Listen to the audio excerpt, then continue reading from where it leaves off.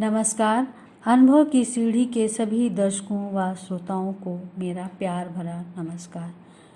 मैं डॉक्टर रश्मिशील आज सप्ताह की पुस्तक के रूप में जिस पुस्तक की चर्चा करने जा रही हूँ उसका नाम है भरतकालीन कलाएँ।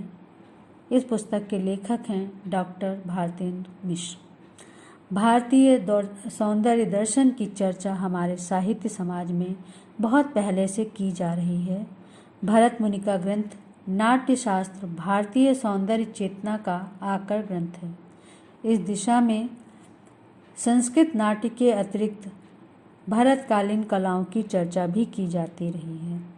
आदरणीय कमलेश दत्त त्रिपाठी, आदरणीय राधा वल्लभ त्रिपाठी जैसे नाट्यशास्त्र के बड़े विद्वानों ने भरत मुनि के अवदान को बहुविध परिभाषित और व्याख्यायित किया है। इसी सौंदर्य चेतना को आगे बढ़ाया है डॉक्टर भारतेंदु मिश्र ने अपनी भरतकालीन कलाएँ नामक कृति के माध्यम से। यह कृति संगीत नाट्य अकादमी नई दिल्ली से वर्ष 2016 में प्रकाशित हुई है। 281 पृष्ठ की इस पुस्तक का मूल्य केवल 850 रुपये है। आज साहित्य जगत में डॉक्टर भारतेंदु मिश्र का जाना माना नाम है। सोशल मीडिया में भी बहुत सक्रिय रहते हैं। अवधि कथाकार, उपन्यासकार, नवगीतकार, समीक्षक और संपादक के रूप में आपकी प्रतिष्ठा है। लगभग 28 से अधिक पुस्तकें आपकी प्रकाशित हो चुकी हैं।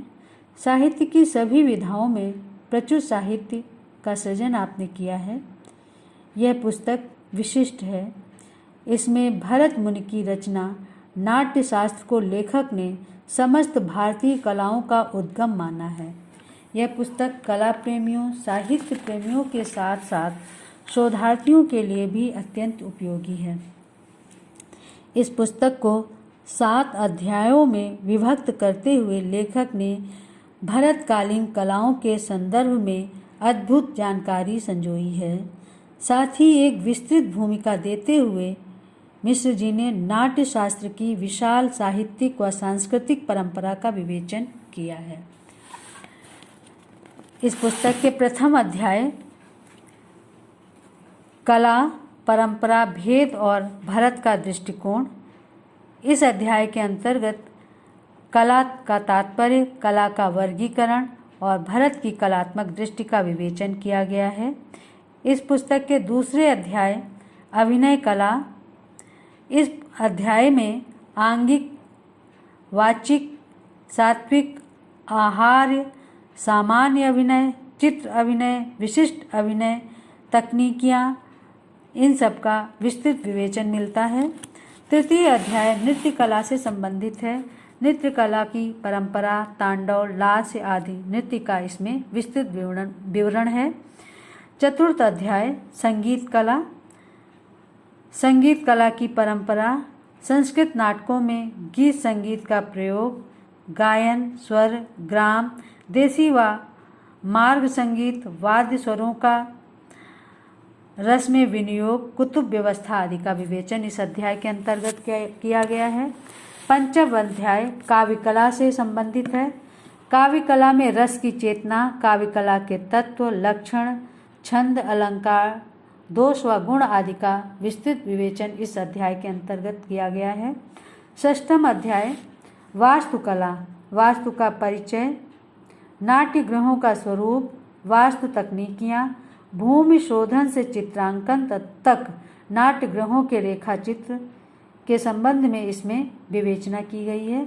सप्तम अध्याय अन्य कलाएं व शिल्प से संबंधित है। इस अध्याय में चित्रकला, मूर्तिकला व स्थापत्य, शिल्प, दारुकर्म, कारुक, लौहकर्म, माली, मुकुटकार, आभरणकार, वेशकार आदि के संबंध में विस्तृत चर्चा इस अध्याय के अंतर्गत की गई है। उपसंहार के रूप में भरतकालीन नाट्य कला का विस्तृत विवेचन का एक निष्कर्ष दिया गया है।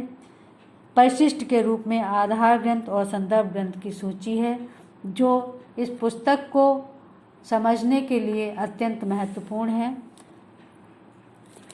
मैं डॉक्टर भारतेंद्र मिश्र को बहुत बहुत बधाई देती हूँ इस पुस्तक की रचना के लिए और यह कामना करती हूँ कि आपकी लेखनी इसी प्रकार अनवरत चलती रहे। इसी के साथ दोस्तों अब हम आपसे विदा लेते हैं और अगले